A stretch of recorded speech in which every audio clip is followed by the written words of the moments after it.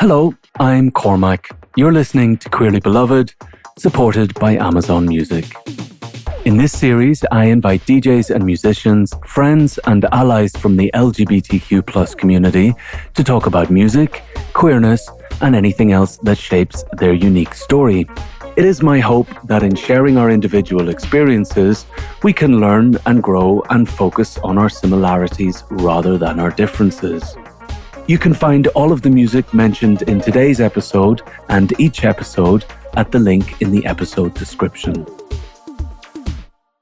Today, I am talking with Andy Butler from Hercules Love Affair. Hercules Love Affair changed the sound of homo dance music, and I've been a fan for quite some time. Andy is also a great DJ in his own right. We talk about many things today. You'll hear us talk a little bit about Susie. That's Susie and the Banshees. Anyway, here is my conversation with Andy Butler. I know who you are, but I'm going to ask you who you are and how you identify and what you do. Well, my name is Andy Butler. My pronouns are he, him, though quite often I don't feel that way inside. I feel quite different at different moments. Yes. Very happily. It wasn't always that way, but, I love and embrace my feminine side. And I guess my musical journey or my journey in life really has been centered around music.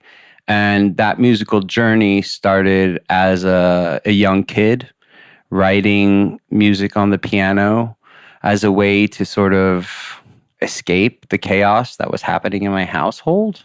So I would just sort of wander over to a piano and just try to be ignored for as long as I could. And my parents noticed I was writing music. And that was how the musical journey began. And ultimately, I guess the trajectory of my life, or the main thing I've done, or quote unquote career that I ended up with, is that of a musician and a DJ. I do both things, but I would just say artist in general. I think the best and easiest way to describe myself is just artist. I make stuff. I do some creative writing. I make jewelry. I sculpt sometimes. I do lots of different things. Did you grow up in an artistic house? Not at all. I grew up in a very sports-oriented house in America, in the middle of America. I did have a mother that had, a very cultural background or element to her being. I mean, she was the daughter of a seamstress. And so she was also quite talented when it came to making clothing, and had a real natural knack for colors, which obviously is where I picked it up. Mm-hmm. And, my mom definitely, she's an artist. She just never, I think, really was able to pursue that properly because she became a housewife and mother of 5 children in a very male-driven, sports-oriented, not so much room for culture kind of household. Yeah, so we didn't have paintings on the wall in my house and stuff. We didn't have incredible works of literature lingering around. I got those at school. And the music that they listened to was definitely from their generation, but a couple of bits infiltrated into the household. Mm-hmm. I definitely heard some very cool music at a very young age, but it was totally by accident. But you were taking piano lessons, or were they encouraging that? Yeah, so they saw that I was just at a piano, and my mother came into the room one day and said, "What are you doing? You've been in here for 2 hours." And I said, I'm playing a song that I wrote." And she was like, "Really?" And I said, "Yeah." And she said, "Would you like to take piano lessons?" And I said, "Okay." And then both my mother and father, despite the unique personalities that they were, which were very different than me, they were encouraging when they recognized something in us. And so they put me in piano lessons, but they also put me in piano lessons with a teacher who fostered and encouraged writing. So I went and I started to work with a teacher who was focused on composition. And I started to like learn how to notate music and all of this stuff at a young age, which I became quickly bored of. But that's all super fascinating to me. I get fireworks in my brain just picturing you in that scenario, and I think about parents of that generation and how being crafty, and maybe it's home furnishing, or maybe it's fixing clothes, or Yes. but there's an artistic side to that, but it's very much pushed over into the feminine kind of archetype of what the mother should be doing. So there's this idea of like art being a more feminine thing in a way. I agree completely. And I think it's also illegitimized, you know? Like my mother was an incredible homemaker. Like she knew how to decorate a home. Like when we would have holidays, like St. Patrick's Day, we came downstairs. The milk in the cereal bowls was green. Love her. There were four-leaf clovers everywhere. Her art or her expression of creativity came through making a beautiful home for us aesthetically. And she was a very sensitive person. But I think you're right. I think it's relegated to like, oh, that's not art, you know? Yeah, or that's over being cutesy with the wife at home, I'm out earning money kind of bullshit thing. Yeah, which, you know, both had a huge impact on me. My father put a roof over my head. He helped me, paid my way through school. He encouraged me to, you know, get in touch with my body at moments like, yeah, physically active and all of that. But my mother created this really sumptuous and like a place to imagine things, you know, like a vibrant environment. So holidays were always really kind of spectacular just because she would put a lot of effort into making things beautiful for the kids.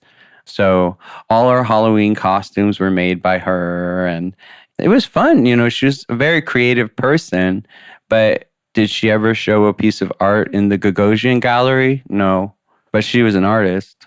Yeah, and might have, no doubt, had more impact on you than any one hanging in a gallery. Yeah. You mentioned us, so did you have brothers and sisters, or do you have brothers and sisters? Yes, I have 3 brothers and 1 sister. I am the second youngest. We're all about 2 or 3 years apart. Okay. And I have a queer younger brother who I'm very, very close to and have been close to since we were clinging to each other from the moment we came out, like, you know, very bonded. And he's also a musician, incredibly creative, my best friend. And yeah, it's amazing having a queer sibling. We're kind of similar looking. There's a term called Irish twins. I know that, yeah. Yeah, you're not twins, but you're close enough in age where you sort of look the same. So people would run up to him on the street and hug him, thinking it was me. And the same would happen to me, them thinking it was him. So we're very, very close. And then, yeah, my sister I'm very close to. And my other brothers, I have a very good relationship with them all now. It's interesting because, you know, in the podcast, in this series, I'm interested in many things about my guests, but we're kind of charting the trajectory of life through music. And something that we touch on is this idea of the kind of intergenerationality and gay mentors and gay siblings and having that queer connection within the family. Because very often, if you're queer in your family, you're kind of a minority within your family as well. And many other minorities, you might be a minority in the world, and then you go home and you're kind of, you know, among your clan as such. And often in queer families, you go home and you're kind of also the only queer. So that's fascinating that you had a queer sibling. How were your family with that stuff? I think it's a very astute observation, what you were just pointing out. I think that for me, before my younger brother was really able to put words to his experience, I just needed to be outside of the house. Like as much as I could be, I needed to be away from the house because I felt so isolated. Like I would go home and feel like a very, very alien person. it really did force me to, as I said, like I would go to the piano and just sort of try to become invisible, or I would try to leave the house as much as possible because I didn't have a reflection of myself or my experience, or I didn't have someone talking to me about what was going on with me in my household. Yeah. There was quite a bit of silence actually around it. The silence was broken when I was 15 years old. Well, actually more like 13 or 14. My parents noticed that I had started to bring in like gay newspapers, sort of to tell you what was going on in town. And they found them and they were like, you know, what is this? And I was like, it's just a magazine that's like talking about events going on in town.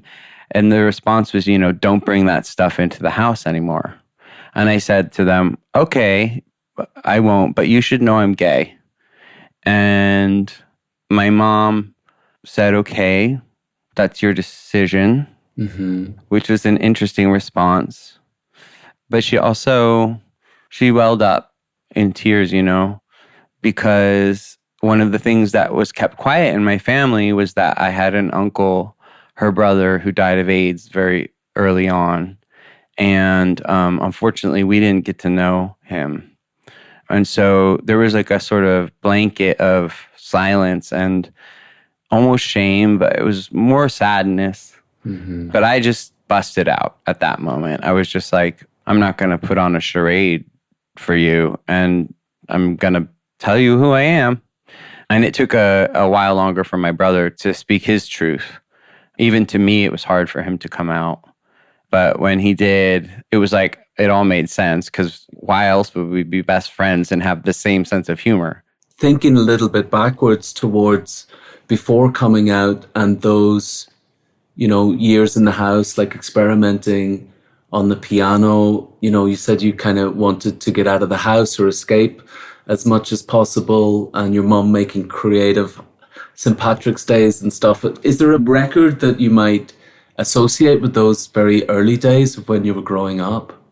Yeah, I mean, there is a record. One of my fun moments was having like a Fisher-Price record player.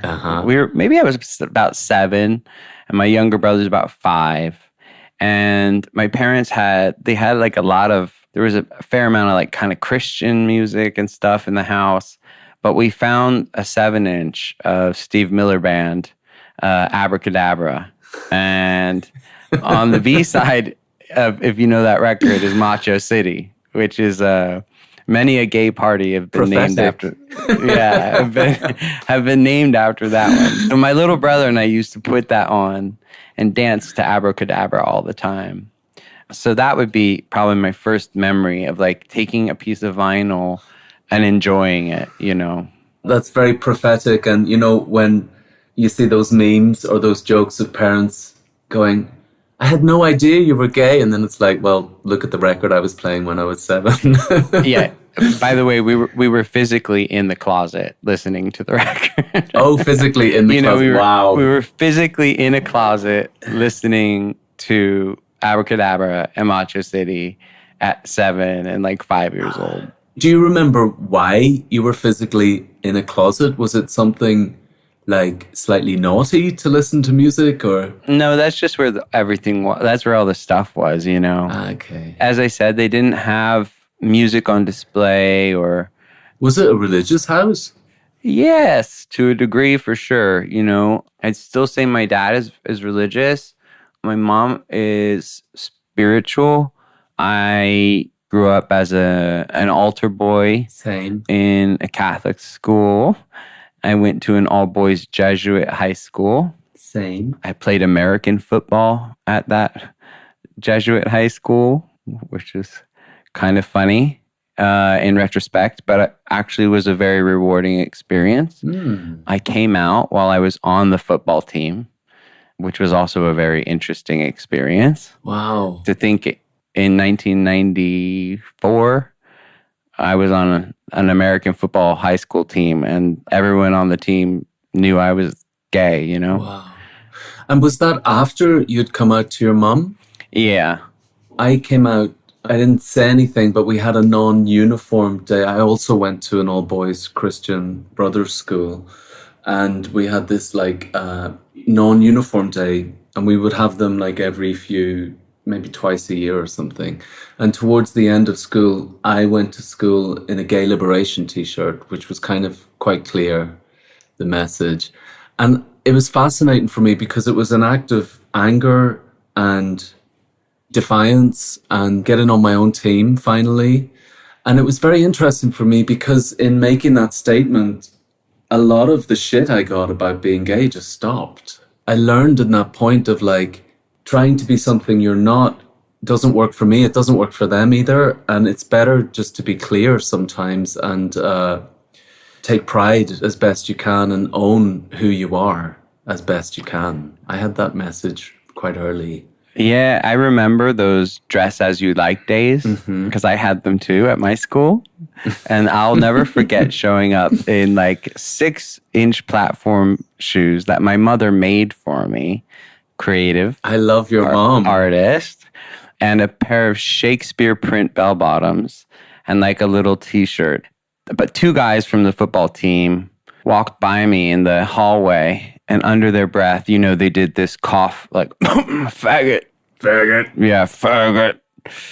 And I just remember turning around and looking at them and saying, did you say something? Please say that to my face. Come say that. And I just started, you know, I went in. And it was one of those moments where it was like, again, kind of as you said, I asserted myself and I continued to assert myself, and people did not mess with me. It was almost like, I'm going to demand your respect, you know?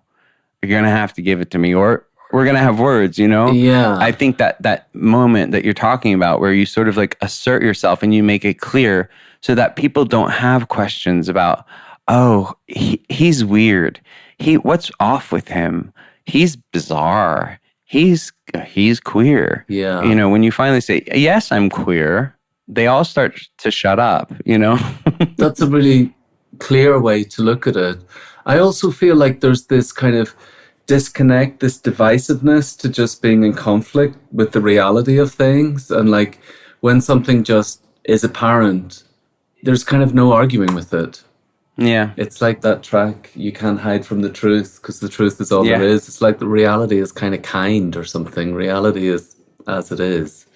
You were mentioning kind of coming out, and that was also very, I think, courageous and defiant of sorts to bring your gay event newspapers home. I remember creeping into the local newsagents where my parents would buy the Sunday newspapers after chapel, like after going to Sunday Mass.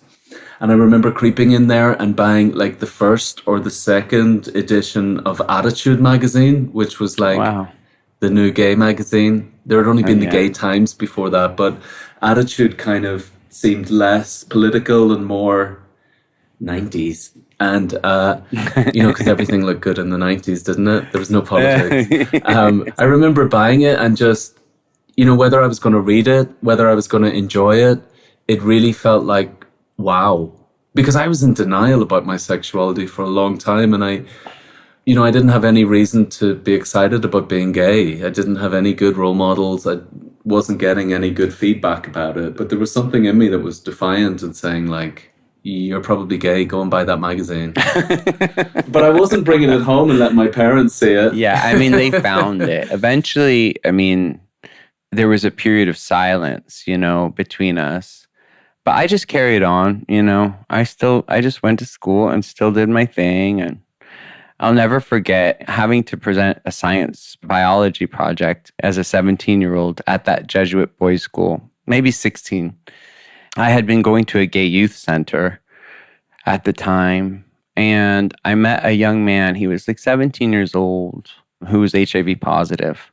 And I said, you know what? I'm going to do my project about HIV and AIDS, and I'd like you to come in and talk to my class. Okay, wow. And when I brought my friend into the school and told my teacher what my presentation was going to be about, you know, he took me aside and he was like, I'm not going to stop you from doing this, but he cannot mention how he contracted this disease. He cannot mention his sexuality, all of these things. I just nodded. And then I looked at my friend and I was like, girl, say whatever you got to say. And he just went in there and he told his story to a bunch of boys in a Jesuit high school. I didn't get a good grade. Incredible. But I helped educate a couple of kids, probably. That's incredible. I had a very minimized version of that, in that it was very religious, the school I went to, and there was a debate module, let's say, where we had to debate things. And my topic, which I suggested, was gay equality and gay rights or human rights. And my teacher pulled me aside and said, we're not discussing that. Mm-hmm. So I didn't get as far as you got, and I certainly didn't have anyone to bring in, sadly. But yeah, there's that kind of repression, oppression, shame. I mean, we see it as well, you know, like don't say gay as well, like what's happening in Florida. Let's completely disempower, disenfranchise. And just not deal with reality. It's kind of like what you were saying earlier. Let's just confuse everybody even more. Let's not let the kids figure out who they are.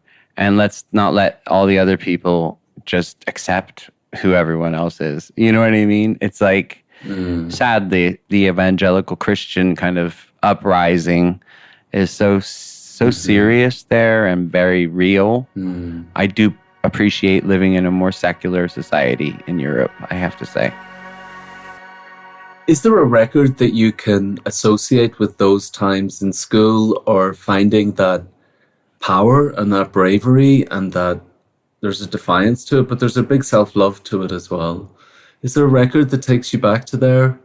I say the same boring answer in every interview, Cormac, but the first record that like made me realize like, A, there's a spectrum that we're living on, and B, I'm on some other side of the spectrum. Like I am there. Yeah. And it was hearing Alison Moyet's voice for the first time, being in the car with my mom, putting in the cassette, and my mother being really concerned because she couldn't tell if it was a male or a female singing. Wow.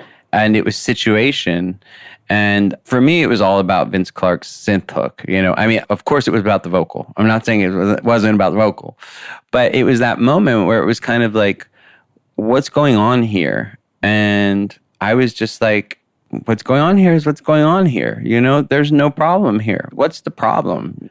It also had that great Euro disco kind of, it was still in that era of Euro disco. You still had that influence. I mean, there was a queerness about those productions. And I think that would be probably the one where I felt like bolstered perhaps and pushed a little bit into feeling like, boy, girl, it doesn't matter. Like, what's the problem? What a great record. And to romanticize it a bit, but you know, that's you, that's me, blue-eyed, dressed for every situation. Exactly. At those early tender years, you know. Yes. But it's fascinating, this thing, you know, about gender and this soulful voice. It's something that I've touched on with other DJs that I've interviewed. And there seems to be something about the soul vocal that overlaps with gospel, that overlaps with this transcendence of gender and is queer. Yeah. Ironically. Absolutely. It's kind of, it's wild. It's like, it's, you know, you see it with Sylvester, you see it with Daryl. Pandy. Thank you. And you see it with a lot of... The early Jamie Principle. Yeah, you see it with a lot of vocalists.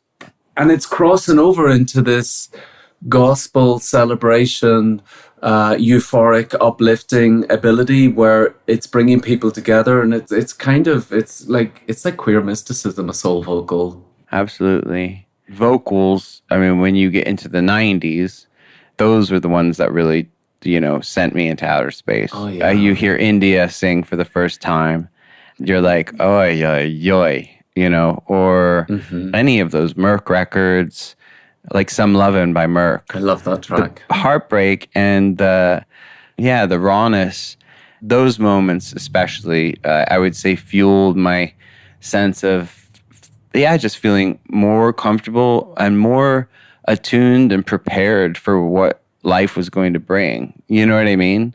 There's a lot of songs about struggle, but then there's a lot of songs about release and redemption, Yeah. you know, and the possibility for something better. Those are church songs, really. You know, those are really like church songs. 100%. And there's an irony there to the religiosity that opposes the inspiration and the transcendence of what that music provides, and this kind of weird morality around gender and gender roles and sex. And when you think of Alison Moya, you know, I think of this great, quite non-binary, gender confused or confusing gender blending. I mean, you know, Annie Lennox had it, Grace Jones has it. That first Eurythmics album was the other thing. I mean, I'm a sucker for a synth hook. So Sweet Dreams, Situation, they both had these incredible synth hooks. Yes. And so obviously I became obsessed with the synthesizer. I was a piano player, but then the vocalists attached to those songs, I mean, for a lot of people, that was a mind fuck, a proper, like, what are we getting into here, you know? There's a stripped coldness to that synth, and then there's this warmth to the vocal and the way those things mix. And when I think of those women as well, I think about growing up in a patriarchal society with very defined gender roles. You know, we spoke earlier about art being seen as feminine, but then you have these female characters who are actually not, at least visually, adhering to that. There's this macho element to them, and having a macho female, I mean, that queer men love a macho female. That's for sure. Yeah. We love them. We love them because, and I have a theory about that. I reckon it's because in a society where the female is seen as weak, and we might be perceived as weak, seeing someone that has strength and is defiant in their femininity, I think that's very attractive for us. For sure. That's why feminism and queer rights, it's all the same thing. We're all fighting misogyny. We're all fighting the same fight on some level. We want to be free. And women definitely, when we saw them act out of quote unquote character, us queens, we applaud. I applaud. when you are not quiet, when you are expected to be quiet, I applaud you, because we grew up similarly, you know? It was like, don't express, don't be, just behave. Yes, and their fight lines up with our fight, you know? So at school, did you start going out and finding your community? You were going to the queer community centre, you said. I kind of wonder when you stepped into clubs and found that community. I think from a certain generation, the way that we found safety in expressing ourselves was through dressing up as new wavers or goths or punks, you know? Or all of them. Or all of them, you know? It was safer to wear your, like, I don't know, paisley tights and dyeing your hair a certain color and your combat boots and having all your ears pierced and everything as a goth or as a punk before asserting yourself and saying, like, I'm queer. So my first experiences in clubs were really those clubs, and I would get dressed up and I would go and listen to, I guess, the sort of pre-house records, but they were playing early techno at the time too. So I was going to goth clubs in Denver around 15 years old. 14, 15, and I would get in and hear things like Front 242. I'll never forget hearing Headhunter the first time in a nightclub, or hearing Lords of Acid, which is hilarious, but I loved it at the time. Thrill Kill Cult, Nitzer Ebb, things like that. That was like my first kind of foray into going out into the club and meeting other freaks, quote unquote, if you will, you know, because we were just thrown into that camp, you know, the goths, the punks, and the freak camp, you know? Yeah. And then I remember being handed a flyer one day to go to something like a rave, a warehouse party. And I thought to myself, let's see what this is. I'll never forget. It was actually mostly hardcore techno. Ron Decor, an LA hardcore DJ, was playing.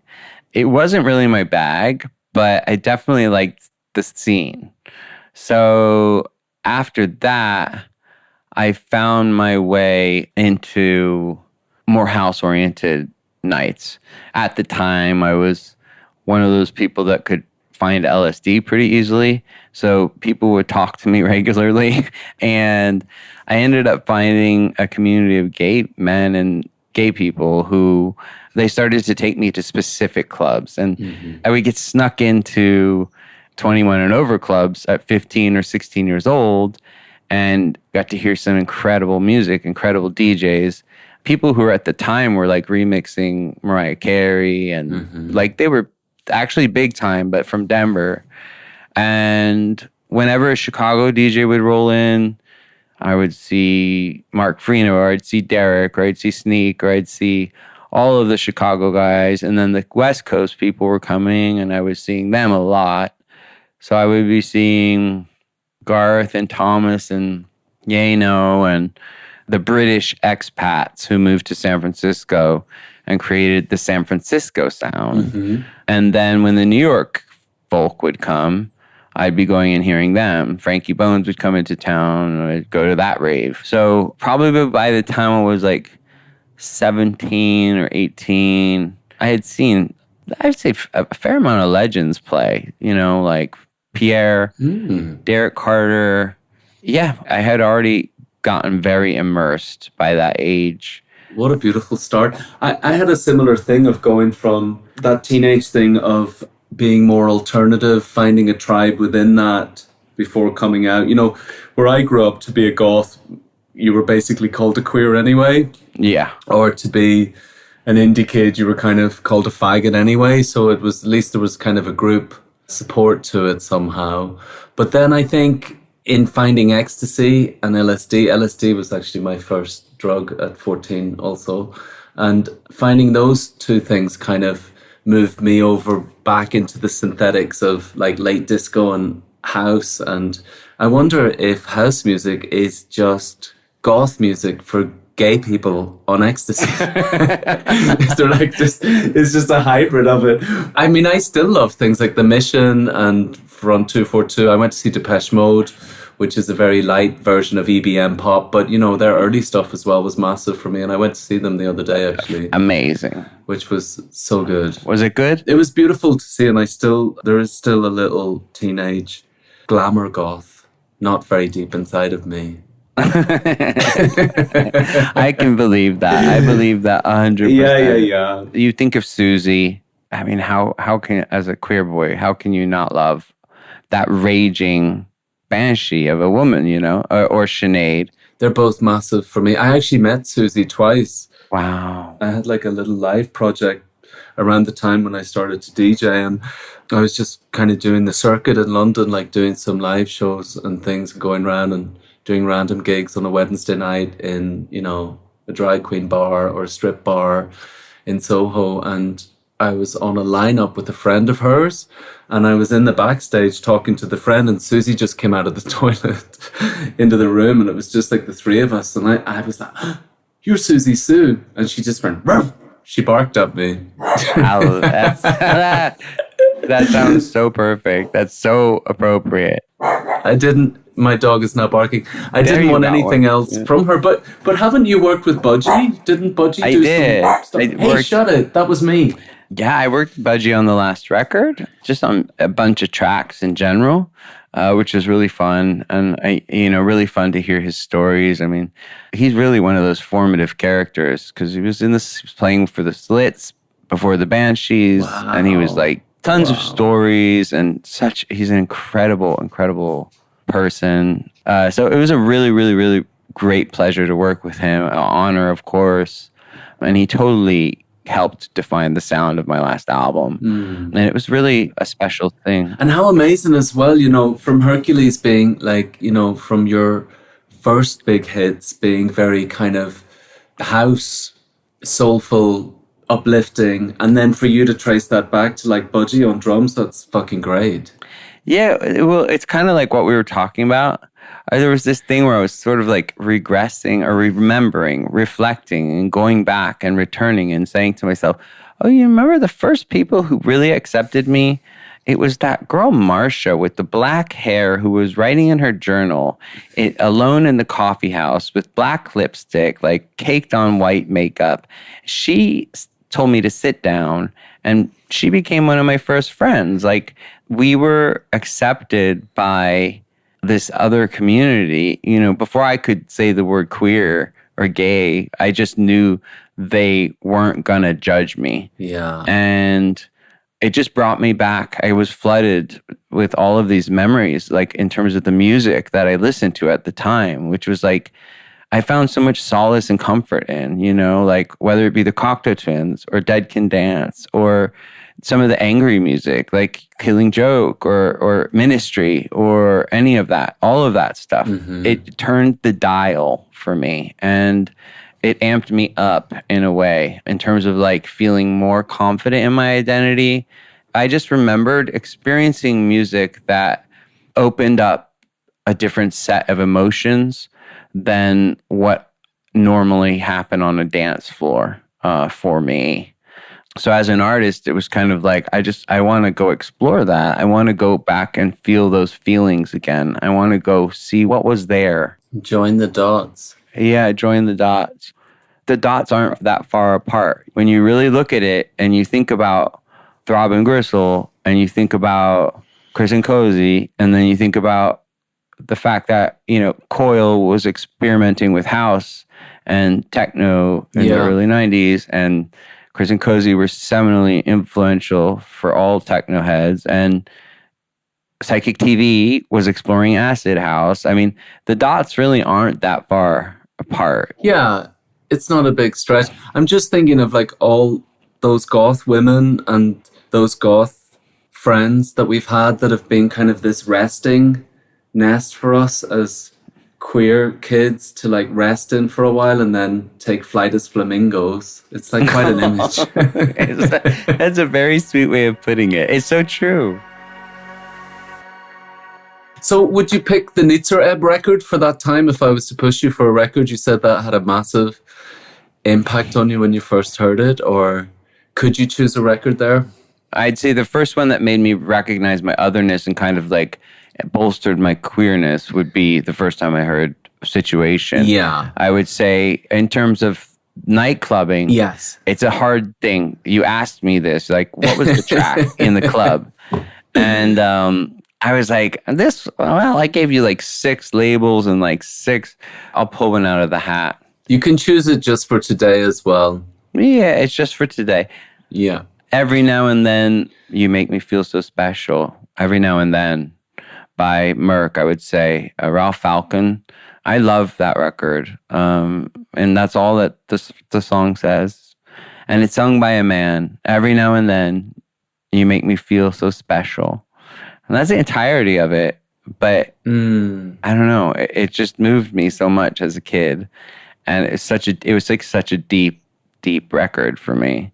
So I would say that. And the dub mix is really sick. So there's something about that record that reminds me of the simplicity of Sylvester, I Need Someone to Love, because that's just one sentence repeated again. Completely. And, you know, it's that pop thing of being able to reduce 100 emotions into one sentence. Totally. And when you do that, I mean, I get a shiver talking about it, but when you're able to make something concise like that, you don't need other words.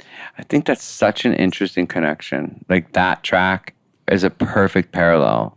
It's almost the same instrumentation.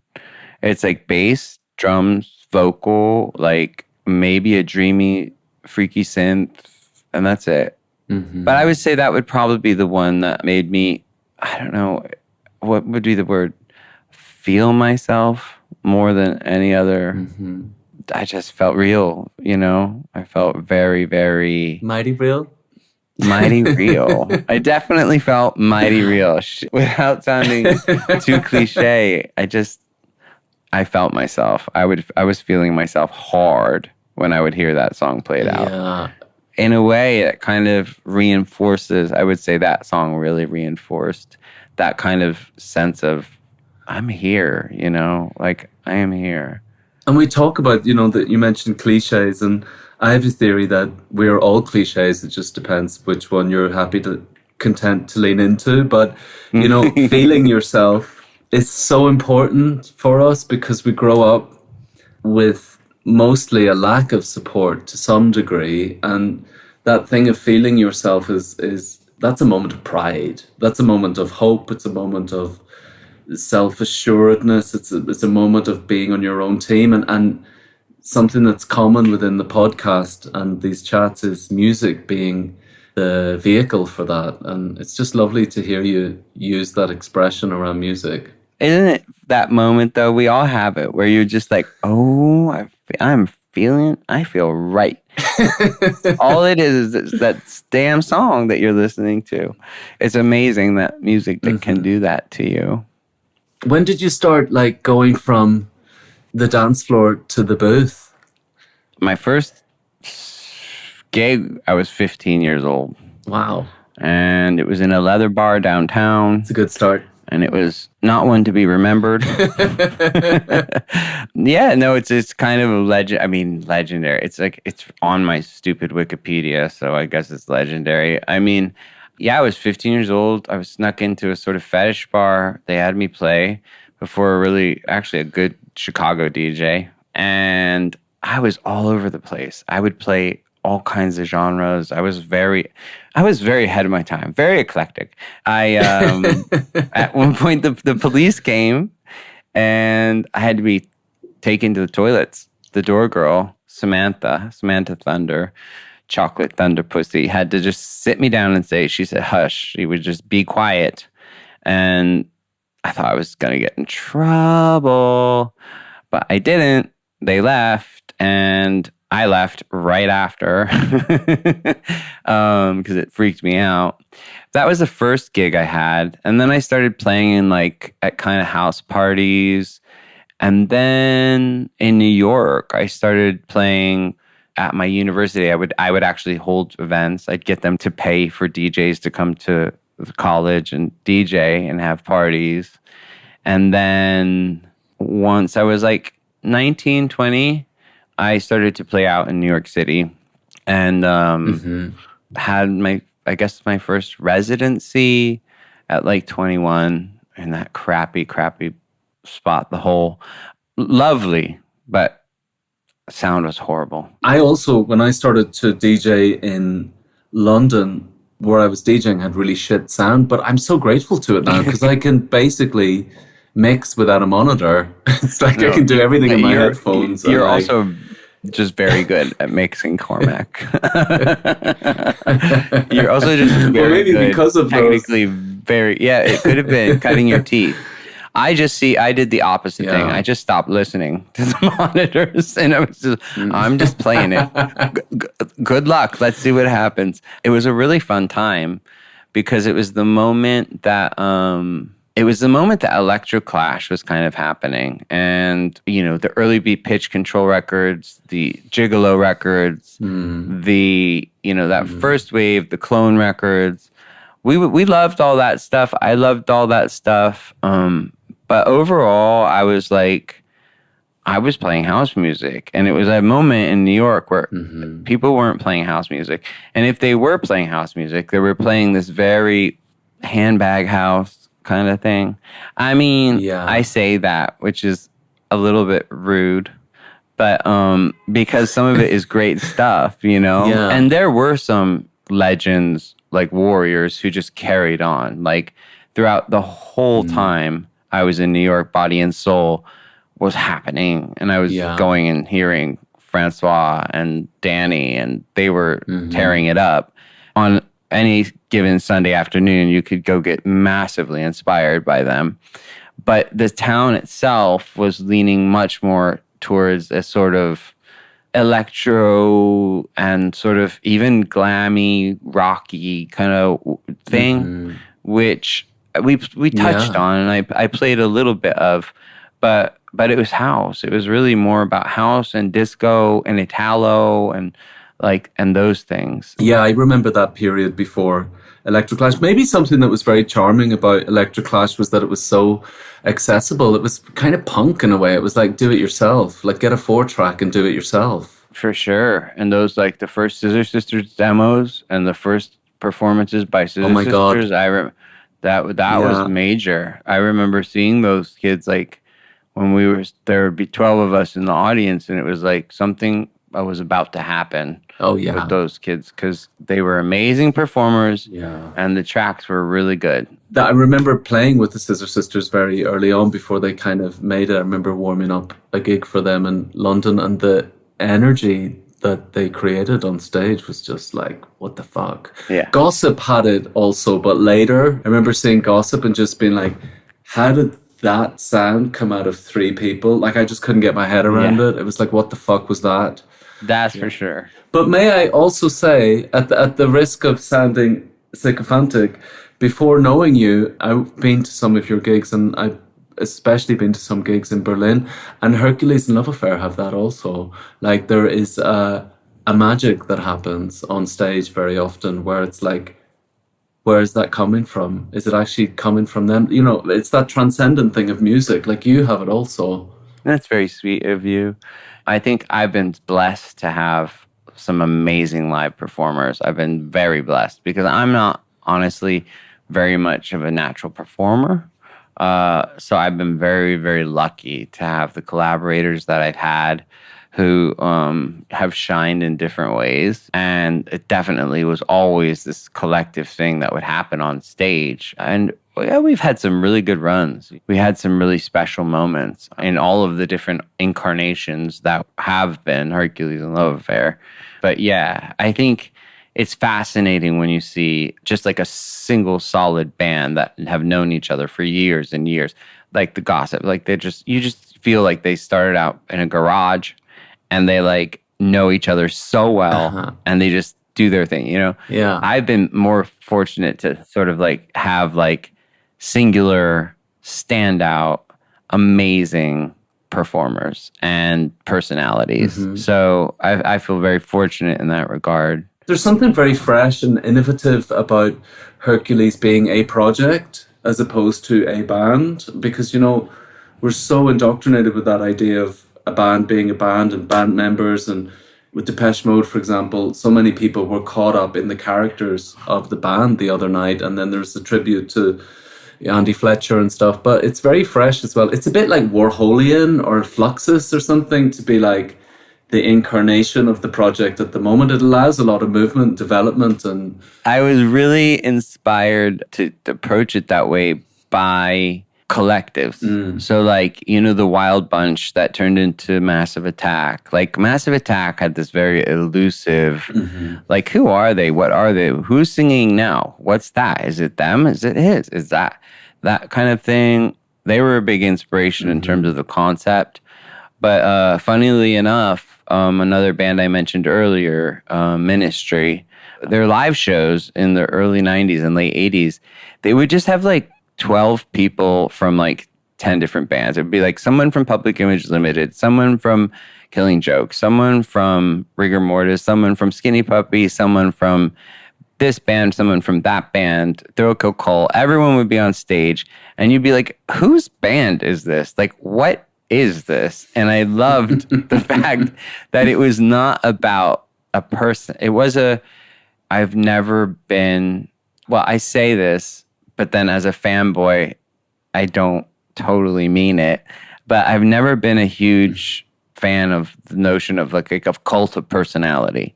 Like, I didn't ever want the project to become this notion of a cult of personality. You know, I wanted it to be about the music and not about just the people involved. The individuals. Yeah. That's why I was never really attracted, honestly, to pop stars. Like, the closest thing to a pop star for me that I would say I really, really adored would be Sinead. And I mean, maybe at one point, Michael Stipe, I sort of, R.E.M., I loved, but like... It's funny because Sinead wasn't really embracing being a pop star either. No. It's funny how like you're like, I'm not really into the cult of personality. Neither was she. But it's funny because you connect those two together, because I think I listened to something with Michael, but he said, oh, you know, like, I didn't really know what to do, so I just did my best Sinead O'Connor dance. And I was like, oh, I totally see it. I'm going to make you choose a record from your early sets. I know we're going to mention Situation again because I'm sure That's okay. that's okay. From early sets, I was very diverse. I was very, very eclectic, as I said. I was just exploring dance music. So I was exploring electronic music. So I was playing everything from LFO to like I was playing MK featuring Ilana. Like every song they would put out, I would play. So that's a pretty far going from that to that to then an 80s hit. But that's because I was also listening to these DJs that were doing that. Like you would hear Garth, I mean, those Tonka sound system, that Harvey approach where it's like, or Chicago kids would do it too. I mean, speaking of Abracadabra, I mean, Derek Carter used to mix Abracadabra under house tracks, like, and just let it come in and come out and come in and come out. So I got this thing where I was like, I can play an 80s song too. It doesn't have to only be this or that. Yeah. But definitely those early MK records were big for me. I love that. And also there's something about pop music that can bring people together when you, in any situation. So when you layer it like that, I think it just makes sense in our gay heads. I think we all love a bit of an 80s a cappella somewhere. Or you're really good at it. Well, you're pretty good at it as well, I must say. I was very impressed with your set when we played last time. I was loving it. The eclecticism has always kind of been in my sets. Yeah. But I have to be honest and say those early pop house records, I guess it was post Robin S., but like MK's records with Ilana were like big ones for me. So as queer people, we share this connection of music. I think we often also share some of our struggles. And I'm very interested in how music supports us in those tough times. You know, everyone struggles to some degree. There is a certain struggle to being queer in the world and growing up queer in a very heteronormative world. And, you know, there's various nuance to different people's struggles. But you know, I deal with depression and I've dealt with that since my teens. I'm also in recovery from addiction, and music has been a big support to me while finding other forms of support, let's say, and continues to be a big support to me. And I'm always really reluctant to use the word like spiritual practice, but I'm very interested to know if you have a sanity practice, A, for being a queer person in the world, and B, for being a touring artist in the world, because they're both kind of intersections. I do, definitely. And it's not been an easy journey for me. It's not been a straightforward path for me. But I definitely have like tools that I use and employ and need, you know. I have some mental health struggles around addiction, substance abuse, anxiety, PTSD, things like this. I think the things that are helping me the most at the moment are definitely a daily meditative practice. I have a spiritual teacher who teaches me those techniques. I have a program of recovery. I have Gestalt therapist that I just started working with a couple of months ago. And I exercise. And that's also really important for me to just process emotion. Yeah, I mean, those are my stabilizers, you know? Those are the things that I kind of help me realize what my condition is at the moment, because it's kind of something that I have to be conscious of and mindful of. Yeah. And touring is really hard. It's hard because you can lose that routine and you can lose sometimes your connection with people, you know? You might have that person that you talk to on the daily who you can't talk to because you're in a different time zone and they're not available, or, you know, and you have to pre-plan. And that's something else I've learned about touring is that like I've had to become, or I'm having to become even more boundaried than I ever was before. It's like for my health, my spiritual, my mental well-being, I can't be in this environment. I need this taken care of like this. I need this taken care of like this. Like, this is just how it has to be.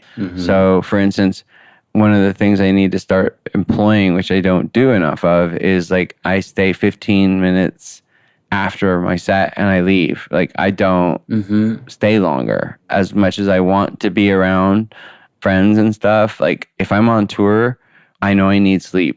I know I need quiet. I know I need to calm down from the performance that I just had.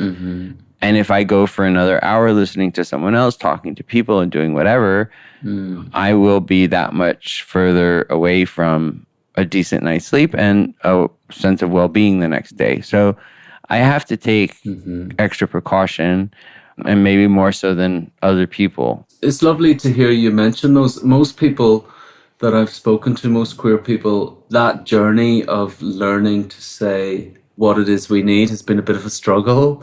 And I think for me as well, knowing what I needed has been a bit of a struggle. Like I would say sometimes my house was on fire before I knew that someone had lit a candle. You know what I mean? Like it was very extreme. Like it was hard to know sometimes what was going on for me or what was needed. But the only way I've learned it. Yeah, you learn from burning the house down a few times. But that thing as well of, our work life is in other people's social lives. And I find it hard sometimes to say, like, actually, I'm not coming for dinner, or I'm not doing this. And something that really helped me was, rather than make it about me, was to be like, this is about the show. Like, if my gig is to go really well, this is what is needed. And that helped me somehow. And then I was able to say, oh, actually, that's what I need. And it's been a bit of a process of learning how to boundary things well. And it's all of those things I find. I also meditate, and I'm in recovery, and I'm in therapy. And like, these things change as well. There's no set thing. It's a very dynamic part of life. It changes. Like, there's always, I try to have things in place, but then there's variations of them. Like, it's a living, breathing entity, keeping ourselves well. Yeah, it can't strangle us, No.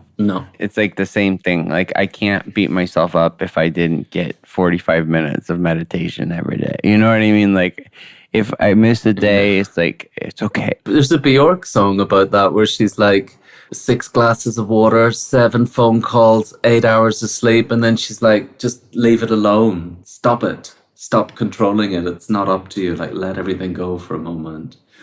I have to do my best, though, and I have to be more vigilant than others. But I've had to learn that. Do you have music that you lean on in those times? Do you have like a track that you can lean on as a soother or as a expressor? Or before I had recovery, I used to lie on the floor and listen to PJ Harvey and scream. For me, it's like I do kickboxing and boxing. So the cathartic element in terms of like releasing like anger and stuff that I have, I mean, that's usually coupled with a soundtrack of like heavy metal. So like thrash and death metal, which I also love and grew up loving. But I would say, in terms of the more soothing, there is a Sikh musician called Niranjan Kaur. I've just listened to her music on loop when I'll be on a plane, for instance, and, everybody's boarding, and it's like the anxiety of just boarding a plane, the amount of like fuss and people and bags going into overhead compartments and this and that. It's like, I'll just put that on and it will just make everything kind of go away. And I can kind of realize that, something right is happening in this moment, even though it feels like everything wrong is happening in this moment, I would say that. And then also there's a couple of like psychedelic folk bands that just have this super positive approach towards life. Like some kind of hippie music helps me a lot too.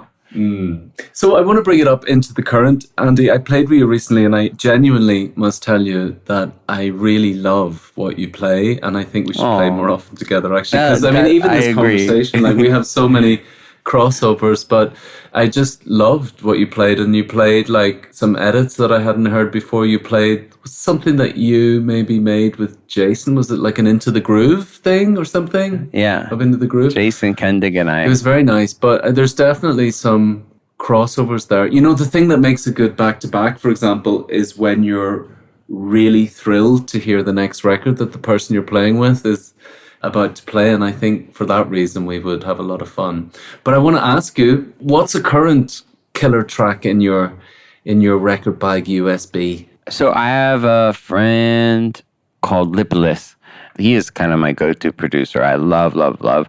He's my friend, but I also I'm just a big fanboy of his. So he recently put out an EP that I played a lot. One track specifically called Diet 505. It has this classic kind of Black Riot, Todd Terry synth element to it. And then his drum programming is just phenomenal. And his ear is just incredible. The way he tunes things like for the floor is just amazing. So I actually bring most of my stuff to him for at least an opinion, but sometimes for a mix. Oh, nice. Sometimes actually he mixes my music. I've done remixes with him.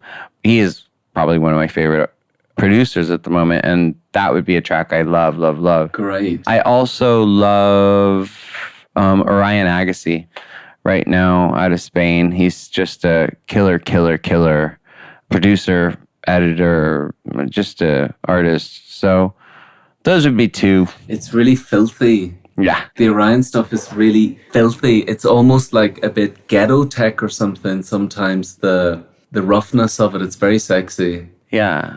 He gets it, and he gets it from a specific angle. Like, I love how much access to like a Latin perspective he brings to a listener, Yeah. So I've been playing a lot of his stuff too. It's funny to go full circle and end with those artists, because something that we didn't mention that I think is very present in your music, which you can hear, is funk. There's a funkiness to your music as well. And I can hear that in the Orion stuff as well. There's it's like dirty funk. Yeah, I would say, I definitely explored that at points for sure. And will do. I have some things on the horizon which have a little bit of a low-slung, dark and funky kind of thing happening, yeah. And can I ask you, when you're doing creative writing, is it mostly with the intention of songwriting, or is it creative writing just for the sake of creative writing? No, it's actually like literary. So I just write stories. Beautiful. It all started because I reread an Edgar Allan Poe story, and it got me writing. I'll never be that good, but I'll try it anyways. That's how I am. Andy, I could talk to you for a long time, but I know you have things to do. But it's been a real pleasure chatting to you. And the trajectory of your story is fascinating. We grew up in different parts of the world, but there's a lot of crossovers and similarities. And one of the joys of the podcast is, for many of us, that isolation of growing up and then realizing in these moments that there was a synergy to what was happening with all of us. And yeah, it is beautiful because you realize the connectedness. Well, you've been a perfect guest for touching upon that. We have to sort out a back-to-back together. Let's do it. I'll bug you for that. You've been listening to Queerly Beloved with me, Cormac.